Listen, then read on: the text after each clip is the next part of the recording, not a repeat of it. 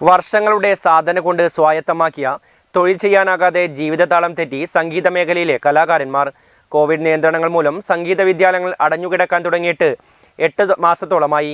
വരുമാനം നിലച്ചതോടെ കലാകാരന്മാരിൽ വലിയൊരു വിഭാഗം ദുരിതത്തിലാണ്. മറ്റ് പല മേഖലകളും ഇളവ് നൽകിയതുപോലെ 5 വിദ്യാർത്ഥികളെങ്കിലും ഉൾപ്പെടുത്തി വിദ്യാലയം പ്രവർത്തിക്കാൻ അനുവദിക്കണമെന്ന കലാകാരന്മാരുടെ ആവശ്യം ഇതുവരെയായും അംഗീകരിച്ചിട്ടില്ല.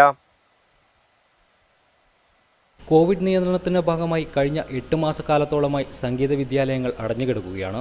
അതുകൊണ്ട് തന്നെ വലിയ പ്രതിസന്ധിയിലാണ് സംഗീത വിദ്യാലയത്തിലെ അധ്യാപകരും നേരിടുന്നത്.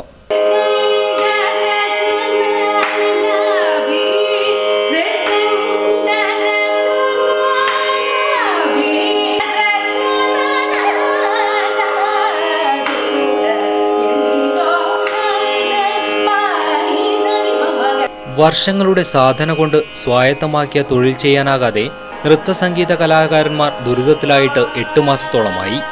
സാധാരണയായി നവരാത്രി നാളുകൾ നൃത്തസംഗീത കലാകാരന്മാരെ സംബന്ധിച്ച് തിരക്കൊഴിയാത്ത കാലമാണ്. പകർന്നു നൽകിയ വിദ്യകൾ ശിഷ്യർ ആദ്യമായി രണ്ടാൽ അവതരിപ്പിക്കുന്ന കാലം കൂടിയാണിത്. പുത്തൻ അറിവുകൾ സ്വീകരിക്കാനായി നിരവധി പേർ വിദ്യാരംഭം കുറിക്കുന്ന കാലം കൂടിയാണ്. എന്നാൽ കോവിഡ് നിയന്ത്രണം മൂലം ഇവയൊന്നും ഈ നവരാത്രി കാലത്ത് നടന്നിട്ടില്ല. നൃത്തച്ചൂടുകൾ കൊണ്ടും സപ്തസ്വരങ്ങൾ കൊണ്ടും മുഖരിതമാകേണ്ട നൃത്തസംഗീത വിദ്യാലയങ്ങൾ ഇന്ന് തീർത്തും വിജനമാണ്. കഴിഞ്ഞ മാർച്ച് മാസത്തിന് ശേഷം നൃത്തസംഗീത വിദ്യാലയങ്ങളിലൊന്നും ചിലങ്കയുടെയോ സംഗീതത്തിൻ്റെയോ നാദമുയർന്നിട്ടില്ല.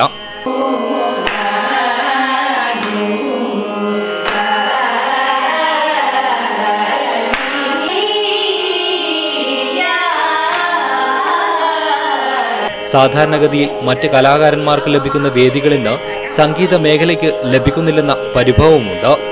കലകളുടെ ഈറ്റിലമായ പയ്യന്നൂരിലെ സംഗീത അധ്യാപകർക്ക് പോലും ഇത് ദുഃഖത്തിന്റെ കാലമാണ്.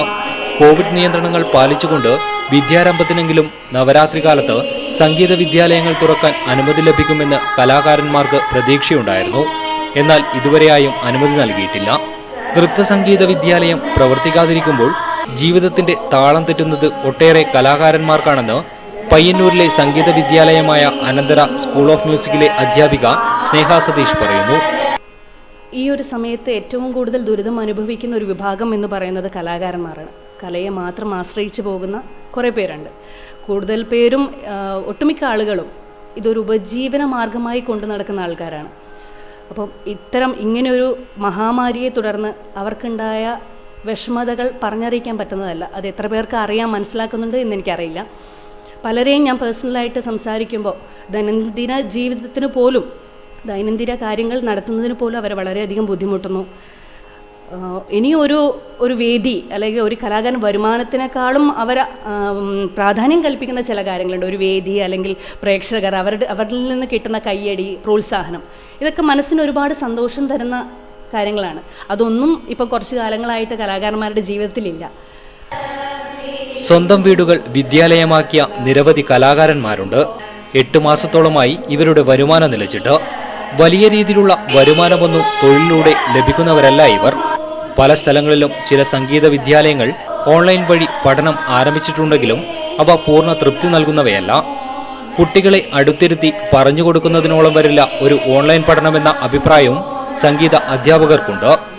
കൂടുതൽ ഒരു കലാകാരൻ എന്ന് പറയുമ്പോൾ വീട്ടിലിരുന്ന് പാടിയത് കൊണ്ട് മാത്രം അവർക്കൊരു വളർച്ചയുണ്ടാകില്ല. TN കൃഷ്ണൻ സാറിനെ പോലുള്ള ഒരു വയലിൻ വിദ്വാൻ അത് ജീവിച്ചിരിപ്പുണ്ട്, അല്ലെങ്കിൽ മലയാളിയാണ്, ജീവിച്ചിരിപ്പുണ്ടായിരുന്നു, അങ്ങനെ ഒരു വ്യക്തി ഉണ്ടായിരുന്നു എന്ന് നമ്മൾ അറിയുന്നത് തന്നെ അദ്ദേഹത്തിൻ്റെ മരണശേഷമാണ്. അപ്പോൾ തീർച്ചയായിട്ടും ഇനി വരും തലമുറയ്ക്കെങ്കിലും സംഗീതം എന്താണ് അല്ലെങ്കിൽ നൃത്തം എന്താണ് അതിനെപ്പറ്റി ഉള്ള ഒരു വാസന വളർത്തിയെടുക്കേണ്ടത് വളരെ അത്യാവശ്യമാണ്. അതുകൊണ്ട് തന്നെ ഇതുപോലുള്ള വേദികൾ ഉണ്ടാവണം. വേറെ പറയാനുള്ളത് എന്താണെന്ന് വെച്ചാൽ ഇപ്പോൾ അനുഭവിക്കുന്ന ഈ കഷ്ടപ്പാടുകൾ പാവപ്പെട്ട ഒരുപാട് കലാകാരന്മാരുണ്ട്. അവർക്ക് വേണ്ടിയുള്ള എന്തെങ്കിലും സഹായം ഗവൺമെൻറ്റിൻ്റെ ഭാഗത്തു നിന്നോ അല്ലെങ്കിൽ അതുപോലുള്ള സന്നദ്ധ സംഘടനകളിൽ നിന്നോ ഉണ്ടാവണം.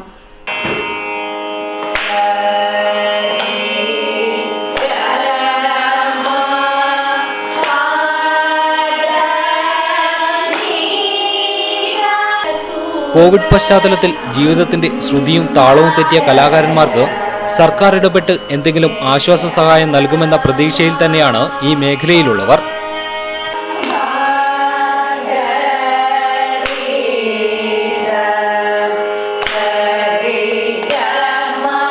പയ്യന്നൂരിലെ സംഗീത വിദ്യാലയമായ അനന്തര സ്കൂൾ ഓഫ് മ്യൂസിക്കിൽ നിന്നും ക്യാമറമാൻ പവിത്രൻ കണ്ടോത്തിനോടൊപ്പം അനൂപ് പെരിങ്ങോം, നെറ്റ്വർക്ക് ന്യൂസ്.